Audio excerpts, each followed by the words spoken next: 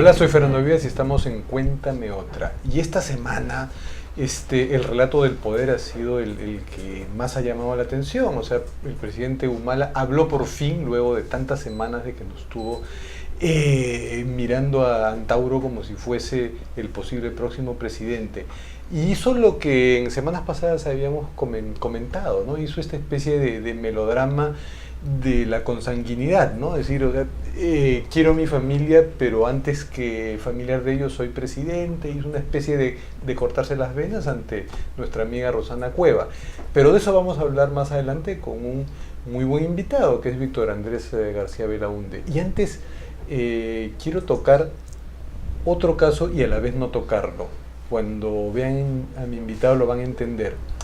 El caso Pfeffer es una de esas historias dramáticas, recurrentes, que todavía tiene por escribir varios capítulos. Pero hay un capítulo que ha escrito uno de los protagonistas, Ariel Bracamonte, y que pretende que no sea un capítulo del caso, sino un capítulo distinto, un capítulo aparte, un capítulo literario.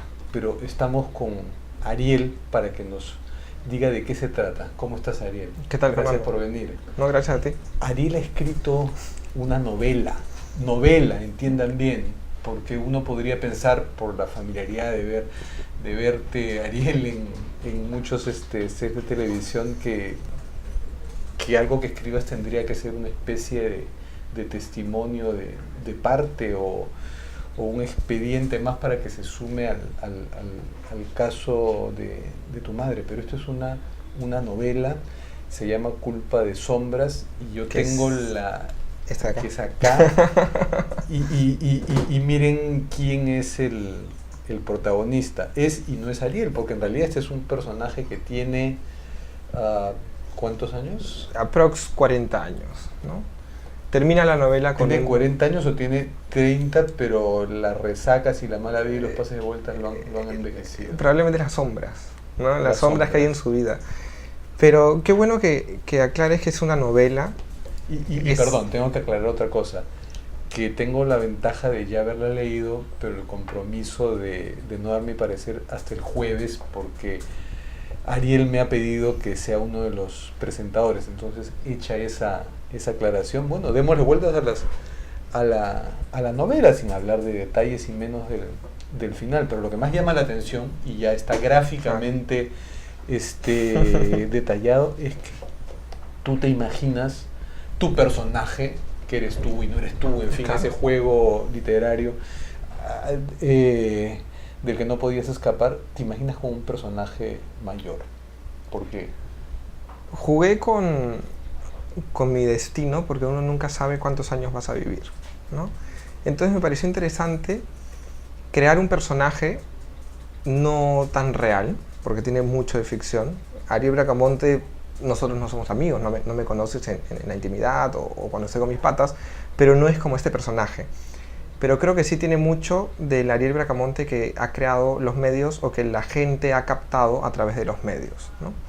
Entonces me basé un poco en esas características irreales, ficticias, pero que la gente jura que son verdades, para crear un personaje y por lo tanto una vida a futuro. Un juego peligroso, porque podrías estar cayendo en el ideal, el mito de imaginarte pues una mezcla de Jaime Bailey con Beto Ortiz. Qué fuerte. Un poquito de Carlos Cacho, otro tanto de... Bueno, No las comparaciones son odiosas, no mejor no sigo sigo. porque me va a salir un Frankenstein que no es tu personaje. Pero hay algo de eso, de imaginarte un destino en el que... Pero que esto es interesante, porque incluso podría ser un apunte hasta no solo para críticos literarios, sino para antropólogos, ¿no? Cómo un joven como tú se imagina un destino mediático. Inevitablemente la figura de un Bailey, de un Beto Ortiz, de un periodista controversial, polémico. ojo, no es un periodista tan... Tiene un momento álgido en la novela, ¿no? Que el público se vaya enterando. Claro, que es un periodista. Que es un periodista, ¿no? Pero antes de seguir con algunas cositas de la historia, qué bueno que hayas aclarado que es una novela. yo siento, ¿no? Sobre todo por lo que ha salido en Twitter y en las redes sociales, que ya hay un prejuicio de por sí, desde antes de que la novela salga a la venta, que sale recién, hoy día en la noche va a salir en algunas, y mañana en la mañana ya va a estar en todas las librerías de la capital. Pero ya mucha gente dice, o sea, Ariel Bracamonte ha escrito cualquier cosa, o ha escrito su autobiografía, o una historia sobre el caso, o se aprovecha de, ¿no? Ese aprovecha de me llamó mucho la atención. Muy aparte de que en algunos momentos sí me afectó y dije, ¿por qué la gente tiene que reaccionar siempre de esa forma tan negativa contra el otro, aún sin conocerse, ¿no? Y sin conocer los motivos, sin conocer la historia, sin conocer el contenido de la novela? Me llamó la atención el prejuzgar, ¿no? Como Ariel Bracamonte es conocido por un caso, no puede hacer nada más. Como cuando bailé en el Gran Show. Claro, eso es lo que quise ayudarte a subrayar, ¿no? Que esto es escribir un capítulo distinto, pero que uno lo va a referir, porque de alguna manera está referido, es tu biografía, y tu biografía es el principal insumo para escribir una primera novela a tus 22 años. Claro que esto no es biografía, pero es el principal insumo siempre para una primera creo novela. Que siempre no deja de serlo en este caso. Tengo la idea, por ejemplo, para la segunda, no tiene absolutamente nada que ver conmigo, y no es ni siquiera policial, ¿no? Pero esta sí. ¿Pero por qué? Y tiene una explicación que la gente probablemente ni la crea. Pero yo leía a Sidney Sheldon desde chiquito, desde que tenía 12 años. Ya que es un bestsellerista que es de obras románticos. Pero muy policial, judicial, policial y demás. A John Grisham también. A muchos autores que han escrito... gringos, ya. Sí, entonces no leía a un Vargas Llosa a los 12 años, pero me encantaba la novela policial. Ya. Y crecí con eso. Siempre adaptados al cine, a la tele. O sea que ya estás buscando adaptación. Pero policial, y entonces probablemente haya sido solamente un seguimiento de lo que yo leía cuando era niño, esta novela, ¿no? Que también tiene una dosis particular de policial. Entonces no es por un tema del caso de mi madre, no es por un tema de que, yo escribí un libro porque a mi madre la asesinaron. No es así. Yo escribí un libro porque siempre me gustó escribir, y porque a los 13 años me preguntaron en el colegio, ¿qué quieres ser de grande? Y yo solté, quiero ser escritor. Y después no lo pensé más, hasta muchos años después, cuando empecé periodismo, comencé a escribir mucho más, y de pronto la editorial Mesa Redonda me llamó. Claro, y te diste cuenta que la única manera de cobrar lo que uno escribe era ser periodista. Probablemente. Que tanto no se gana tampoco. Pero no deja de haber referencias, por supuesto, al caso. Mínimas, está casi pocas líneas se encontrarán. Es un caso policial, ¿no? En el que sí hay un asesinato, pero que no es el caso policial de mi madre, ¿no? No es el caso real, ¿no? Incluso las víctimas son dos. Una muere y la otra habrá que leerlo, ¿no? Pero no es autobiográfico, no es el caso Pfeffer, no es un tema de lucrar con la muerte de mi madre, porque incluso, tú has escrito un libro, sabemos muy bien que en este país los tirajes no son de 1 millón de libros. Esto no es un bestseller a lo Sidney Sheldon. El tiraje será de 3.000 el inicial, con suerte lograré una segunda edición, y sabemos que el autor gana un porcentaje mínimo. Entonces yo lo hice esto como un tema para mi carrera, para yo sentirme bien. Sí, es una especie de ritual de iniciación o de consagración el hacer, y que me ha hecho hacer la novela. Feliz. Estoy feliz con el producto. Siento que he dado un poco más de lo que yo pude haber imaginado. Tenía mucho temor al comienzo porque dije, es mi primera novela, tengo ya el prejuicio de... ¿No sientes o no te han dicho, y si no te han dicho, te lo digo, que te estás apurando mucho? ¿Que estás por momentos corriendo demasiado? Tienes 22 años. Y ya escribí un libro, ¿no? Pero lo pensé... No digo que no lo escribes y no buscas escribirlo, sino que podrías hacerlo tal vez con más calma, mesuración, ponderación. O con más experiencia, o con más cursos con más furia, rabia, ira y todo, y sentimiento dentro de unas temporadas. El problema es que yo, lamentablemente, y gran parte de culpa es mía, yo soy muy mediático y me he ganado, lamentablemente, un nombre, un estigma por el caso de mi madre. Haga lo que haga, yo sé que siempre me van a atar. pero sí siento una necesidad de hacer otras cosas que rompan con ese esquema tan parametrado del caso Pfeffer, Ariel Bracamonte, Miriam Pfeffer y demás, ¿no? Sangre, juicio, policías y todo lo que implica el caso de mi madre, porque estoy harto. Porque realmente son 6 años y la gente jura que uno tiene que vivir condenado a cargar una mochila tan pesada como es un caso judicial. Entonces, la gente, por ejemplo, no entendía por qué yo salí en el gran show. Ni siquiera yo lo entiendo ahora. Eso fue otro intento. Pero ese fue otro intento de distinto. tratar de sacarme de alguna forma del caso Pfeffer, porque es muy difícil. Pero te metiste en camisa 11 varas porque el gran show lo que quería era que no se olvide que tú estabas ahí. Por esa referencia. Yo firmé un contrato antes. El contrato se rompió, se fue al diablo, al final el papelito no sirvió para nada. Esta es una aventura que tú vas a controlar. Esa es una aventura que espero yo poder controlar, que definitivamente es imposible ahora con la tecnología que hay, con el Twitter, con las opiniones, incluso que ya te prejuzgan antes de leer incluso el material, o decir, Ariel Bracamonte, como es un personaje más mediático, ha sacado su libro como Carlos Cacho lo va a sacar, o como lo sacó tal o cual que salió de la cárcel, ¿no? No es así. Yo creo que la gente no conoce al Ariel Bracamonte, que quedó, por ejemplo, no es modestia aparte, porque yo de hipócrita no tengo nada, y creo que tú lo sabes, quedé primero en el colegio, tuve mi medalla de oro en la Ricci cuando estudiaba arquitectura, era de los primeros puestos, daba discursos cada ciclo, estudié 2 años, en la UPC estoy tercer puesto. Piquito de oro. Entonces me encanta estudiar, me encanta escribir y tengo todo el derecho del mundo de hacerlo.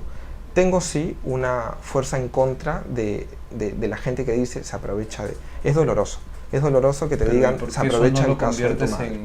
En asumirlo de la manera más sana posible. Bueno, aprovecho esta notoriedad accidental para hacer algo distinto y que ustedes lo juzgarán. ¿Y qué es lo que estoy haciendo? En lugar de pelearte con ese, ese prejuicio, de pronto ya recógelo, tengo un carácter, y devuélvelo. Tengo un carácter demasiado complicado. A veces pienso como tú, ¿no? A veces digo, bueno, así muy práctico. fresh, ¿no? Que digan lo que digan, yo igual estoy contento, esto me va a servir en el futuro, probablemente en 10 años la gente ya ni se acuerda del caso Pfeffer, habrá otro caso Pfeffer y yo ya tendré mi libro y tendré otro y tal vez tendré 10 y tal vez no escriba otro más, no sé, pero ya voy a haber conseguido esto que a mí me ha encantado. Como experiencia ha sido fabulosa, me ha permitido incluso respirar en muchos momentos de rigidez, ¿no? En el caso de mi madre, de momentos difíciles. Y estoy muy agradecido con la oportunidad. ¿Empezaste a escribir el libro porque tenías una idea o primero hubo la idea de quiero hacer un libro y después buscaste el tema? Mi historia fue un poco distinta a la de cualquier escritor. Tuve suerte, ¿no? Hay escritores geniales, incluso también de mi misma edad, que escriben cosas geniales y que nunca las publican porque no son mediáticos. A mí me llamó la editorial Mesa Redonda y me dijo, he leído tu blog, tengo un blog desde el 2010 que tiene, gracias a Dios, bastantes seguidores, y les había gustado cómo escribía mis notas cortas, ¿no? Especies de artículos cortitos, a veces sobre mi vida, otras veces no, y me dijeron, creemos que tienes potencial para escribir una novela, prueba un mes. En un mes, si tú sientes y nosotros sentimos que puede funcionar, firmamos contrato. Pero no queremos que sea sobre el caso. Yo le dije, me parece perfecto, porque si me hubieras pedido lo contrario no hubiera aceptado, ¿no? Y así fue. Entonces pasé un primer mes mientras bailaba en el programa de Gisela. ¿Esto lo escribiste mientras bailaba? Estabas contracturado y vapuleado. Exacto. Y luego terminó el gran show, escribí con muchas más ganas, con mucho más tiempo, 6, 7 horas al día. La diferencia es que ahí eras un héroe y cuando escribías eras un soñador. Sí, el muchacho que sueña con hacer su primera novela. Pero es maravilloso, es lo maravilloso de la vida, ¿no? Que puedes estar en muchas facetas. ¿Y qué es lo que yo trato de que la gente entienda? Yo puedo ser Ariel Bracamonte Pfeffer, el hijo de Miriam Pfeffer, con mucho orgullo y con mucho amor. Pero también puedo ser Ariel Bracamonte, el estudiante de periodismo que escribe una novela y que quiere seguir adelante. Tratan de atarte siempre, ¿no? Tratan de ponerte la traba, de no sigas. Tal vez eso no lo sepan muchos, que estás estudiando periodismo. Estudio periodismo, sí. Sí, y me encanta, así que... ¿Y piensas ser un periodista como el de la novela, que es un periodista, salvo sus sombras, un periodista con mucho éxito en la televisión? Bueno, es mediano éxito. No traté de hacer un personaje de premio Pulitzer. No me interesó. No, creo que es más rico el normal, el periodista que trabaja en un programa de televisión para la comunidad hispana en Nueva York, y que le va bien, él cree que es feliz hasta que llega algo a su vida que le dice, ojo, no eres tan feliz como crees, ¿no? Ahora, algo importante, y que ya lo has dicho en un reportaje en estos días en Cuarto Poder, ¿no? No es tu vida, pero hay equivalencias con tu vida. ¿Cómo le pasa a cualquier escritor, Sí. incluso en su novela enésima? Y no solo al escritor, perdona que te corte, pero incluso al artista que pinta Sí, un por supuesto. cuadro. Siempre Bueno, algo de a tu todos, alma a todos. se plasma. Y hay un personaje muy fuerte en la novela, que es el de tu vecina, Sí. pero que uno no puede dejar de ver a un personaje materno y en tu caso concreto, a tu madre. Hay una proyección ahí de tu madre. Que también hay una Tremenda. madre del personaje en la novela, ¿no? Sí, pero Pero, apenas pero tú referida. sabes que este personaje sí existe. Que yo creo que es la Que es tu dosis- vecina de verdad. que es mi vecina de verdad y que tiene 62 años. Y que somos patazas, somos Que es más o amiguísimos. menos la edad que tendría tu mamá. Que no, mi madre tendría ahorita 56, ¿no? Y bueno, relativamente cerca, ¿no? Y hay esa relación maternal, pero también amical y a veces incluso paternal de mi parte. Es una relación muy interesante. Uy, pero creo que ya me estoy adelantando, ¿no? Pero algo que pasa con esta amiga tiene un peso dramático tremendo. Sí. Que Y yo creo que uno no lo entiende si no conoce algo de tu vida. probablemente, Y todos conocemos algo de tu vida. probablemente, sí, ¿no? Se toca también una muerte en la novela y es algo que a mí me ha marcado mucho. Entonces, probablemente sí yo sentí la necesidad de en mi primera novela hablar sobre el tema, pero no por un tema de lucro o un tema negativo, ¿no? Esto es en buena onda. Yo lo he escrito con una buena onda y hay un mensaje muy interesante y va muy relacionado al título, ¿no? Culpa de sombras. Te pueden pasar 1001 cosas, puedes tener 1001 sombras en tu pasado, pero eso no determina tu infelicidad. Uno es el propio director de orquesta en la vida, Un poco ¿no? críptico. Entonces, si piensas que el resto tiene la culpa, ¿no? Fernando Vivas criticó mi libro y lo hizo miércoles, el día jueves de la presentación. Ay, soy infeliz. No, sigue adelante, escribe otro, mejora, utiliza la crítica para aprender y mejorarlo. Entonces, eso no piensa el personaje. El personaje es la antítesis de lo que yo ya he aprendido a mis 22 años. Este sujeto a los 40 es un tarado, pues, A ¿no? propósito de la presentación y para terminar, ¿cuándo y dónde es? La presentación es el jueves 29, es una presentación más para medios y para un grupo íntimo, pero el libro ya empieza a venderse desde mañana y aparte hay cierta información, también algunos datitos o las entrevistas, por ejemplo, como esta que la anexaré en mi página web que es www.arielbracamontefefer.com o en mi Twitter que es Ariel B. Pfeffer, que creo que lo está mostrando ahorita en el Twitter de la Mula, o en mi Facebook, que hay 1001 Facebooks, pero el mío es Ariel Bracamonte Pfeffer, página oficial, entre paréntesis. Oye, muchas gracias Ariel y creo que hemos cumplido algo extraño. Primera entrevista a ti en que no se habla del caso Pfeffer. Y te lo agradezco, porque a veces es difícil separar. Es que es un capítulo que no quiere ser parte del caso, pero que luego de unos años, cuando veamos la historia, va a ser interesante ver cómo... Vamos a ver si cómo se cumple, encaja. ¿no? Si la profecía se cumplió o no. Y si tengo esta cara. Muchas gracias Ariel. Gracias a ti. Y hacemos una pausa y regresamos para hablar de los temas del día y de la semana con nuestro invitado Víctor Andrés García Belaúnde, el popular Vitocho.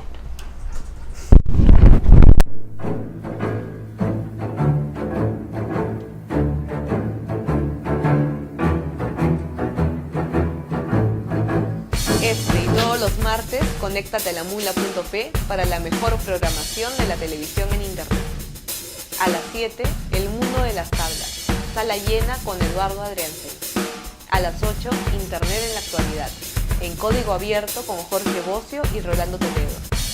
A las 9, Coyuntura y Sociedad, en Cuéntame Otra con Fernando Vivas. Y a las 10, La lucha por la diversidad sexual, conducta impropia con Gio Infante. Y solo por Mula TV.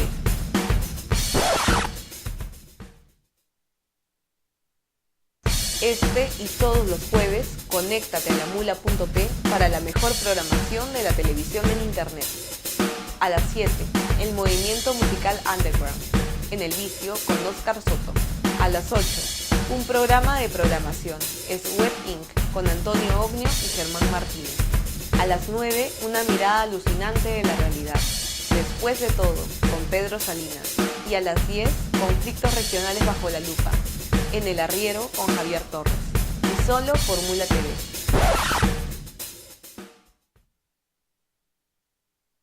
Este y todos los viernes, conéctate a lamula.p para la mejor programación de la televisión en internet.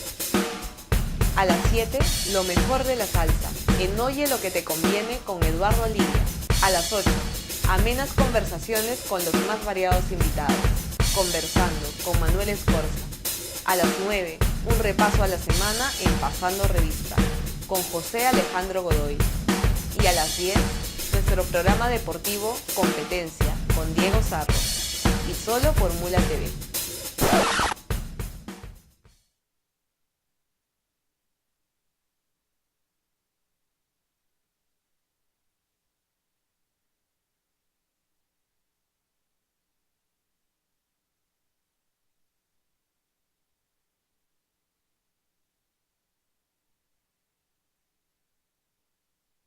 De lunes a viernes a las 7 de la noche, conéctate a lamula.p para la mejor programación de la televisión en internet.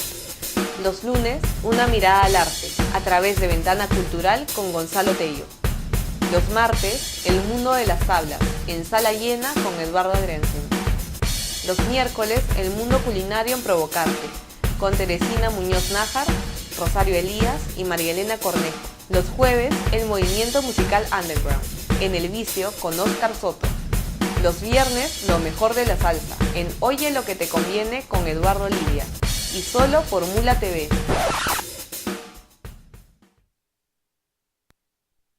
De lunes a viernes a las 8 de la noche, conéctate a lamula.p para la mejor programación de la televisión en internet. Los lunes, un repaso a la semana, en Pasando Revista, con José Alejandro Godoy. Los martes, Internet en la actualidad. Código Abierto, con Jorge Bocio y Rolando Toledo. Los miércoles, los chismes del mundo del espectáculo y la farándula, en Entrometida, con Patricia Salinas y Maritza Chino. Los jueves, un programa sobre programación, es Web Inc., con Antonio Ognio y Germán Martínez. Los viernes, amenas conversaciones con los más variados invitados, conversando con Manuel Escorza. Y solo por Mula TV.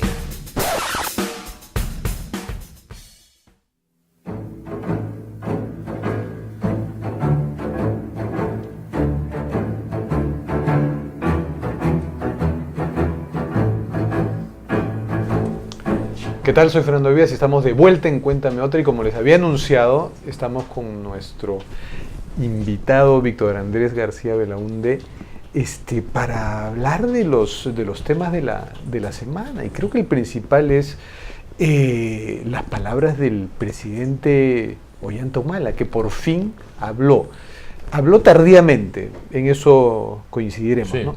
Pero ¿te parece que fue suficiente lo que dijo? ¿Se quedó corto? A ver, el problema aquí es que necesitamos que el presidente hable porque los ministros no hablan. Nadie sabe quiénes son los ministros. Yo el otro día me encontré con una persona que me dijo: soy el ministro de Energía y Minas. Yo no sabía quién era. Me encontré con un ministro: no, yo soy de Trabajo. Pues, hay un ministerio nuevo de Inclusión Social. Energía y Minas nada menos que es el que tiene que asegurar que Conga vaya. Así es, a que Conga vaya, y el lote de 88. O sea, realmente estamos ante... Yo me siento en Suiza, que las cosas marchan, pero nadie sabe quién gobierna. ¿Y en qué cantón está? Así es, en qué cantón y qué idioma hablamos. Pero ese es Suiza, o sea, es un gobierno que no se siente, y que en un país como los nuestros el gobierno tiene que dejarse sentir. Es un gobierno donde se requiere la palabra del presidente, porque las palabras de los ministros no valen o no hay. Y sin embargo hay expectativa por oírlo. La aprobación está bien para el estándar de aprobación peruana, que suele ser muy baja, ¿no? Claro. Mira, Alejandro Toledo ha tenido aprobaciones bajísimas. Al principio, y está creo que mejor que el promedio de Alan, incluso, ¿no? Así es. El promedio de Alan era muy bajo también. Bueno, Paniagua tampoco hablaba mucho y se fue con el promedio más alto de la historia del Perú, probablemente el 92% cuando se fue. Pero claro, era un gobierno transitorio, un gobierno corto. Pero Paniagua también hablaba muy poco. Este es un gobierno que debe ser pues el principio de una gran transformación. Así es. Y que requiere un liderazgo. Un liderazgo, exacto. Entonces, hay receptividad para ese liderazgo, o sea, la gente lo ha esperado con interés y se le ha oído claramente lo que tenía que decir, pero no es suficiente. Debajo de la cadena de mando no está clara. Claro, porque, a ver, un presidente como Ollanta, que es un presidente que trabaja, que se integra, que tiene una serie de virtudes, que se conecta bien con la gente de abajo, que tiene mucha votación y aceptación de los sectores bajos, de los sectores provincianos básicamente, pues necesita quizás un ministro más activo. Ahí está el problema entonces. Un primer ministro, en Óscar Valdés. Así es, un ministro que tenga, por ejemplo, un ministro como Ulloa, que era un primer ministro que marcaba rumbos, un primer ministro como Luis Alberto Sánchez, por ejemplo, o con el mismo Armando Villanueva cuando fue primer ministro. O sea, un primer ministro... No sigas porque vas a llegar a Jorge del Castillo. Así, bueno, no es... Y entramos en problemas. Sí, entramos en problemas. No, porque más hábil que él, pocos, pero Jorge, ahí hay otros problemas. Sí, Jorge del Castillo estuvo muy bien hasta que salió el BTR. Por lo menos, aparentemente estuvo muy bien. Le estaba haciendo muy bien hasta que salió el BTR. Claro, quiero decir que él conservó un cierto liderazgo y un cierto protagonismo adecuado, hasta que surge el escándalo que lo derrumba. Pero en todo caso, el Perú siempre ha tenido primeros ministros importantes. Seoane, en el primer gobierno de Belaúnde, inclusive el gobierno militar, ministros como el propio Mercado Jarrín, el propio Morales Bermúdez, ¿no? El propio Montaña, el general Montaña, un hombre de mucho prestigio dentro del ejército, a pesar del desprestigio del propio gobierno militar, porque no era democrático. Entonces, yo creo que ha habido primeros ministros importantes en el Perú. Beltrán, los años 50. Salomón Lerner, ¿te parecía que con él las cosas estaban mejor que con Valdés? No, tampoco era el ministro ideal, porque es un hombre muy callado, es un buen coordinador, es un empresario exitoso, pero tampoco ejerció un liderazgo. Sí, tenía otro estilo de comunicación que era de pequeños conciliados, llamaba a los periodistas a decirles cómo iba la cosa. O sea, Ollanta necesita un ministro... fue un primer ministro renuente, no quería serlo, él quería ser un asesor. Así es, exactamente. Ollanta necesita, un gobierno como el de Ollanta necesita un primer ministro político. Político y fogueado en la política. Fogueado en la política y con prestigio personal, lo cual es cierto. Entonces estás apuntando a un recambio, ¿crees que va a haber? Claro que sí. O sea, Valdés es una persona desconocida antes de ser ministro. No digo ¿Podremos esperar hasta julio o antes debiera ser ese recambio? No. Yo creo que la estabilidad del país requiere que los ministros se cambien en ciertas fechas clásicas, que son diciembre o julio, ¿no? Entonces hay que ponerle gas licuado de petróleo para que dure hasta... Sí. Hasta es que tampoco julio. Puede haber un primer ministro de 6 meses, eso le hace mucho daño al país. Eso tuvo el país los años 60, que hubieron 11 ministros censurados, 7 gabinetes en 5 años. Eso es una exageración. Entonces tampoco queremos llegar a eso, porque eso al final afecta la estabilidad del gobierno, la estabilidad política, y la política siempre afecta a la economía. No, y ya se está imponiendo otra lógica más práctica, que para los problemas políticos la solución no es necesariamente cortar cabezas, porque cortar cabezas a veces nos quedamos sin gente buena. Así es. Además, el primer ministro es complicado cambiarlo, porque requiere ir al Parlamento, que se apruebe su plan de acción, etcétera. No es fácil cambiar el primer ministro. Pero entonces sí ves un recambio necesario allí. Bueno, es que yo creo, insisto, si Humala no tiene partido, o es un partido a la carrera, al paso. Si Humala él mismo tiene una formación castrense y una formación política reciente, digamos, es un hombre hábil, lógicamente, empeñoso, inteligente y esforzado, pero tiene poca experiencia política, entonces necesita un ministro político que le deje gobernar, que se encargue de la menudencia, de la polémica y que él gobierne. Es que sea su pararrayos. Entonces no hay pararrayos. Y que tenga la autoridad para imponerle. Por supuesto que sí. Un primer ministro que lo hubiera convencido de hablar hace un mes o hace 2 semanas sobre lo de su hermano Antauro y no... El tema de Antauro, por ejemplo, nadie lo ha tratado, nadie se ha atrevido a tratarlo. No se atreven, pues no tienen la autoridad. No tienen la autoridad. O sea, un primer ministro como los que he mencionado hubiesen salido al día siguiente a polemizar. Y Nadine tampoco lo puede tratar porque complica más las cosas. Claro, ahí la familia... Claro. La familia Humala se le tira encima a los Heredia y ahí viviríamos un melodrama y no un gobierno. Exactamente, ahí viviríamos una la guerra de los roses, digamos, ¿no? Entre familias de un lado y del otro. Y además los dos son ayacuchanos, o sea Así que es. Sería pues Dios con mío. cohetes y dinamita. O sea, yo creo que cada cual en lo suyo. Creo que no hay políticos y la política requiere políticos, así de simple. Entiendo que hay malos políticos y que la política está desprestigiada, es cierto, pero estamos entrando a un gobierno, hemos entrado a un gobierno donde no hay ningún político. Me parece que es un exceso. Y la política requiere partidos. Y a propósito, ¿cómo andamos por casa? ¿Qué dice Acción Popular y qué dice la bancada de Alianza Parlamentaria? Bueno, ¿Cómo nosotros está en la Acción alianza Popular, con Perú Posible? nosotros en Acción Popular estamos trabajando mucho por fortalecer el partido. Es un partido que ha tenido muchos liderazgos en el pasado. Hoy día no hay un líder conocido, ni no hay pues un Valentín Paniagua, no hay un Belaúnde que han desaparecido. Es un partido que está buscando renovar su identidad, su compromiso, su programa, su doctrina, y estamos en plena organización. Mostrar nuevos cuadros. Así ¿no? es, Hace tiempo nuevos que cuadros, no que es los fundamental. veo. Tenemos 150 alcaldes en todo el Perú y tratamos de reunirnos con ellos. Por ejemplo, el PPC se le ven nuevos cuadros, eso lo digo para picarte. Ya Sí, que son dos. no, puede ser, pero el PPC nunca ha gobernado, quizás por eso, ¿no? Y el PPC es un estrato social más elevado que el de Acción Popular, el origen de su gente, y quizás por eso destacan rápidamente más, ¿no? Están contando. Pero, por ejemplo, esta propuesta que hacen los Vargas Llosa, formar un partido liberal, podría Sí, ahí pero ya servir a hubo un popular, partido ¿no? liberal en el Perú, Pero un liberal, ya hubo, que era el Partido Libertad, y fracasó. Sí, pues. Fue una novela, acabó siendo una novela. Empezó siendo entusiastamente un partido sí, como político y acabó en una novela. El centro pues ya está muy ocupado, muy saturado, entonces El centro está saturado, o sea, era un poco provocativa la idea de un partido liberal. hasta los años 80 o 90, los partidos del centro hacia la derecha eran 1 o 2, y del centro a la izquierda eran 8 o 10, o 10 al revés. Por eso es que Humala ha ganado. Los partidos de centro a la izquierda estaba Humala solo. En cambio, del centro a la derecha estaban Castañeda, Toledo, Kuczynski, Keiko, etc. Entonces, por eso... ¿Me estás diciendo que Acción Popular se va a ir hacia la izquierda? No, nosotros hemos No, sido dentro siempre, de esta matemática nosotros hemos podría- sido siempre un partido centro-izquierda, nos aliamos con Toledo, porque Toledo ha tenido una... la relación de Toledo con Belaúnde ha sido muy fuerte. El papá de Toledo inclusive era de Acción Popular.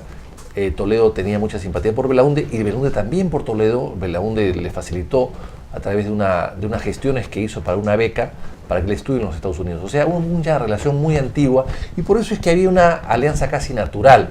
Pero reconocemos que el Partido Toledo tiene arraigo popular, pero que nuestra ideología es más definida y más hacia la Yo sé, izquierda. a ti te gusta la historia, has dicho un dato que no lo tengo así de claro, que Belaúnde le facilitó la beca para que Toledo estudie. Bueno, así es. Yo me he leído la autobiografía de Alejandro Toledo, que él pues la escondió, Sí. porque la sacó en su campaña del Sí. 95. Sí. Y la historia es otra. Bueno, Fueron unos norteamericanos que lo ayudaron. Ese es claro. Y él allá en Estados Unidos Así es. consiguió la Está bien. la beca. Él se fue del Perú muy joven debido a unos Como los misioneros 15 años, americanos exacto. que se lo llevaron a Estados Unidos.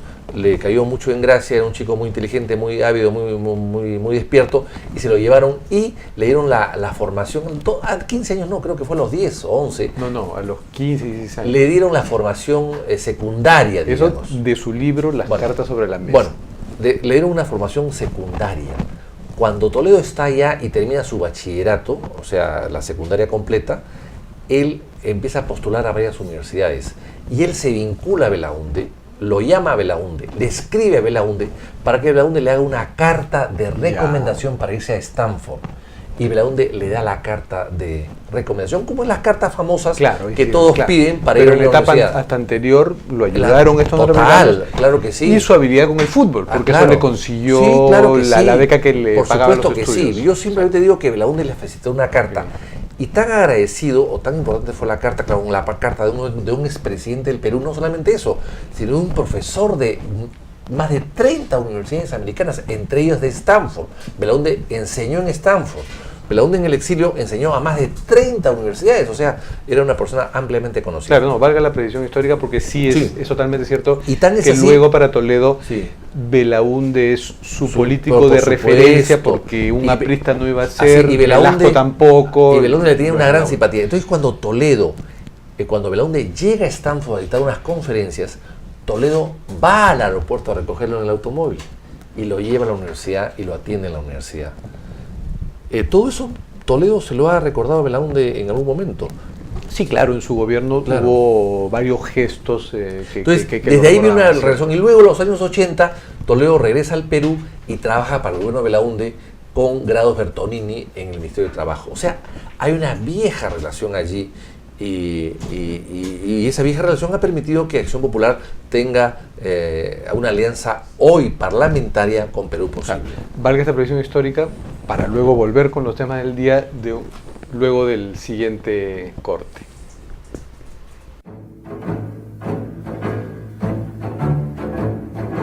De lunes a viernes a las 10 de la noche, conéctate a lamula.p para la mejor programación de la televisión en Internet.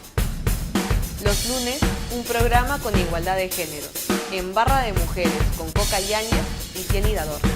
Los martes, la lucha por la diversidad sexual, Conducta Impropia con Guido Infante. Los miércoles, los derechos humanos en el tapete, Lo Justo con Rocío Silva. Los jueves, conflictos regionales bajo la lupa, En el Arriero con Javier Torres. Los viernes, nuestro programa deportivo, Competencia con Diego Sarro. Y solo por Mula TV.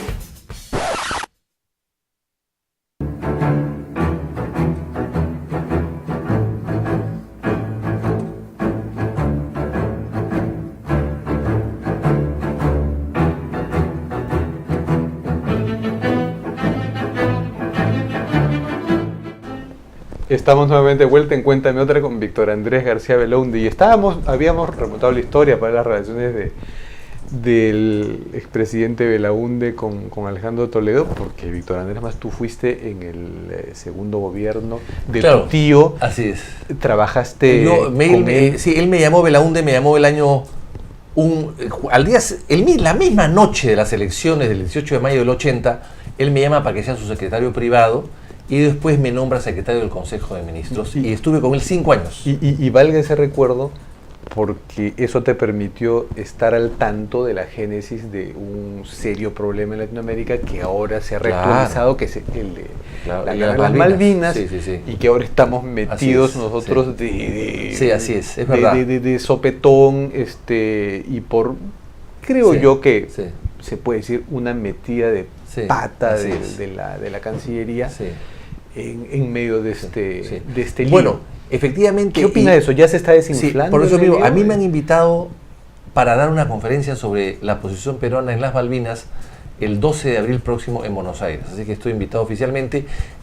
Voy a dar la conferencia en el Palacio San Martín, que es sede de la Cancillería, o sea, ante diplomáticos argentinos y latinoamericanos. Pues bien, a mí claro, fue un honor trabajar con Belaúnde 5 años y conocí mucho de cerca. Estaba yo cerca de Belaúnde y al lado de Belaúnde cuando hablaba con Galtieri, el general Galtieri, presidente de la República Argentina, sobre el tema de paz, que Belaúnde consiguió, y este tonto de Galtieri dijo, lo voy a consultar, déjeme 24 horas. Y claro, y en 24 horas... Estás hablando de las gestiones para lograr la paz en las Malvinas, Y- el año 82. ¿Y qué tenía que ceder cada parte Era muy en esa sencillo. propuesta? La propuesta de Belaúnde era muy sencilla. Primero, desalojo de las Malvinas, tanto de Inglaterra como a la Argentina, lo cual era un triunfo sacar a los ingleses después de 150 años. Los argentinos saldrían después de 30 días, pero los ingleses salían después de 150 años. En segundo lugar, era el cese de hostilidades, por supuesto. En tercer lugar, era nombramiento de una comisión que iba a ocupar y administrar las Malvinas durante un tiempo ¿Una determinado. comisión mixta? No, de 4 ¿Internacional? países. De cuatro países. garantes. El Perú era uno de ellos. Por Argentina, Belaúnde escogió al Perú y a Brasil. Y por Inglaterra, Belaúnde mismo propuso Estados Unidos y Alemania. Argentina dijo, no, Estados Unidos no, porque son parte del TIAR. Han votado en el TIAR contra nosotros. No, entonces Belaúnde dijo, perfecto, no va a Estados Unidos, va a Canadá. Entonces ya estaba casi lista la propuesta. Y después de que estos 4 países iban a administrar las Malvinas, qué honor para el Perú, por un año o 2 años se iba a buscar una solución reservando o preservando los intereses o los deseos de los habitantes de las Malvinas. Eso era un gran triunfo para las Argentina. Malvinas iban a ser en un 25% nuestras. Por supuesto que sí. Entonces eso era un gran triunfo. Y este tonto de Galtieri dijo, bueno, voy a consultarlo. En vez de contestar en ese momento, porque en Washington, conectados por la otra línea, estaba Belaúnde con Hay y con Ping, el canciller inglés.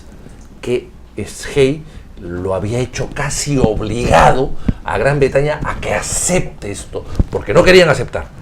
Lo había casi impuesto Hay esta solución. Y Galtieri, en el otro lado de la línea, dijo que lo iba a consultar. Bueno, al día siguiente, Gran Bretaña hunde el Belgrado, el buque crucero Belgrano, con 300 muertos, lo hunde, probablemente a propósito, y ya no hubo solución de paz. Qué torpes los argentinos. Tuvieron la gran posibilidad, pero se perdió del por lado la británico torpeza. tampoco había ánimo de paz, ¿no? Bueno, pero ya firmando el acuerdo, sí. Una cita más frívola, pero De acuerdo. Margaret Thatcher en la película, en la versión de la película reciente con Meryl Streep, llega uno de sus asistentes y le dice, el presidente Belaúnde de Perú y Nixon estaban en ese entonces, Reagan, perdón, están con propuestas de paz, y ya despectivamente dice no. Bueno, pero había aceptado. O sea, lo curioso del caso es que el Margaret Thatcher y Reagan habían conversado y habían aceptado la propuesta de Belaúnde. Claro, a regañadientes, es cierto, pero la había aceptado. Solamente tenía que aceptarla Galtieri, y este tonto no la aceptó. Ese es el problema. Y lógicamente, al no aceptarla inmediatamente y al postergar la respuesta, Gran Bretaña aprovechó la postergación de la propuesta para hundir el Belgrano y tirar al tacho toda la propuesta de paz. Así fue. O sea que Belaúnde lo logró. Galtieri lo desaprovechó. Ahora la solución tendría que ser otra. Claro. Ya hay experiencias que hablan de la autodeterminación de los pueblos. Pero no se puede autodeterminar un pueblo de 2.800 habitantes, que son todos ingleses, llevados por los ingleses, y que con pasaporte inglés. Bueno, con pasaporte inglés, ahí no puede haber autodeterminación para pueblos que ya están determinados a pero, ser por ingleses. ejemplo, Chile, que en este tema ha tenido una salida más elegante que la peruana, ha dicho eso, ¿no? Porque la bendita fragata esta Monrose también iba a pasar por Así Chile. es. Los chilenos dijeron que no, y sugirieron que estaban interesados en una salida por ahí de la libre determinación de ese pueblo de las Malvinas. ¿No hubiera sido eso una propuesta más inteligente y elegante? Bueno, para es que el Perú, lamentablemente la Cancillería ha manejado las cosas muy mal. El año 82, el Perú estaba con Argentina y lo apoyó con armas, inclusive con 10 aviones Mirage y con una serie de armamentos y de cohetes y de Exocet y de torpedos, etc. Había un total apoyo por la paz y luego por la guerra. Chile estaba totalmente en contra de Argentina, recusaba la actitud de Argentina y dio apoyo logístico a Inglaterra para combatir en las Malvinas. Tan es así que Margaret Thatcher, no sale en la película, cuando Pinochet cae arrestado en Chile, va a visitarlo y en la salida declara que ese hombre que está dentro le facilitó mucho el triunfo de Inglaterra. Claro, es un amigo de guerra, por eso lo protegió. Pues. Así es. Entonces, hoy día la cosa ha cambiado. Hoy día parecería que Chile está cambiando de parecer y está pensando en que acercarse a Argentina. El Perú no puede ser tonto de perder la posibilidad de que, habiendo estado muy cerca, ahora se aleje por una fragata. Y Chile ahora se acerque por la misma fragata. Yo creo que son cosas que no se pueden aceptar. Hay que recordar que Pinochet declaró el año 82 a Enders, Tomás Enders, un subsecretario de Estado para los asuntos latinoamericanos, que él estaba en contra de Argentina y además él recusaba el apoyo del Perú a Argentina, que fue un apoyo total, con armas y todo lo demás, como ya lo dije, pero también el apoyo, digamos, emocional y simplemente de buena fe de Bolivia, porque decía, otra vez se va a producir acá el eje Lima, La Paz, Buenos Aires contra Chile, como fue hace 100 años en la Guerra del Pacífico. Pues, y ahora, entonces, eso hay que cambiarlo, cuidado que hay que cambiarlo. ¿Ha asumido el error de la Cancillería? ¿Crees que es motivo de interpelación? No, es un error y punto. El error no es haberle dicho no a los ingleses, ese no es el error. Más interpelar a la Cancillería Sí, por pues. el manejo de la política exterior debilita mucho. Debilita la política al exterior, país. debilita al país. O sea, el canciller, mal o bien, representa la política exterior peruana, representa la imagen del Perú en el extranjero. Tú no lo puedes interpelar. Pero esto debiera blindarlo, o sea, La Haya es un blindaje para no. el Son dos buen cosas, Rafael Roncaglia. no, son dos cosas diferentes. El error no es decirle no a los ingleses, el error es decirle sí y no. luego no. Ese es el error. Pero decirle no está muy bien, pero está muy mal decirle sí y después no. Yo te invito a tu casa y en la puerta te desinvito. Eso no se puede hacer. Pero el error ya fue corregido. Pero ya fue corregido el error y además se han pedido las excusas respectivas. Pero de allí a censurar, porque la interpelación es con ánimo de censurar, no es con ánimo solamente de escucharlo, porque ya se le escuchó. Si se vale interpelar al ministro por un error de esta naturaleza, es darle la razón a Gran Bretaña, entregarle a Gran Bretaña en un plato de plata la cabeza de Roncaglia y perjudicando nuestra relación Lo que con me estás Argentina. diciendo no solo es tu posición, es posición de la bancada, lo han discutido. Sí, claro que sí, lo hemos discutido. Bueno, no lo hemos discutido con tanto tiempo como debería hacerse, pero en principio me parece, si mal no recuerdo, que es la posición de la bancada. Yo no he estado en esa reunión que hubo hace 2 días atrás, pero estoy seguro que esa es la posición. En todo caso, eso es lo que yo creo y yo, estoy convencido de eso porque además conozco un poco el tema y porque además Acción Popular hemos sido y en eso gobierno. coincides con tu hermano José. Claro, él inclusive es más generoso. Él cree que hay que pasar la página rápidamente. Él es diplomático. Y él es diplomático. Mis coincidencias no tienen mucho que ver. O sea, a veces coincidimos y a veces no. El hecho de ser hermano no me obliga a mí a coincidir con él. Pero en este caso, mi coincidencia ha sido espontánea. No ha sido un acuerdo previo ni absoluto. No ha sido fraterna, sino espontánea. Así es. Y volviendo a los temas del día y de la semana, no se me quería pasar, está muy interesante esto que pasa, y como ejemplo, ya que hablábamos del problema de los partidos y tú me hablas de que Acción Popular está también buscando su renovación, ¿qué pasa con un partido como Chimpún Callao, lo que está sucediendo? Eso no es partido, en pues. el Callao. Eso no es partido. Se han juntado hombres tras un interés. Es un BTR político. Es un grupo de amigotes que se han juntado para poder gobernar el Callao. Pero ¿no? lo que ha pasado ahora, porque se presume pues que un miembro de Chimpún Callao mandó chuponer a otro. Claro, lo que pasa... Sotomayor, el alcalde, Sí. al presidente regional Moreno. Pero ahora Curi ha anunciado que separa a Sotomayor, porque Moreno se le estaba allí. Sí.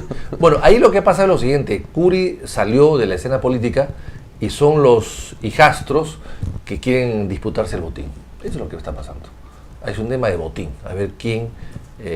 Moreno quiere repetir su reelección en la región Callao. Sotomayor quiere ser electo presidente de la región.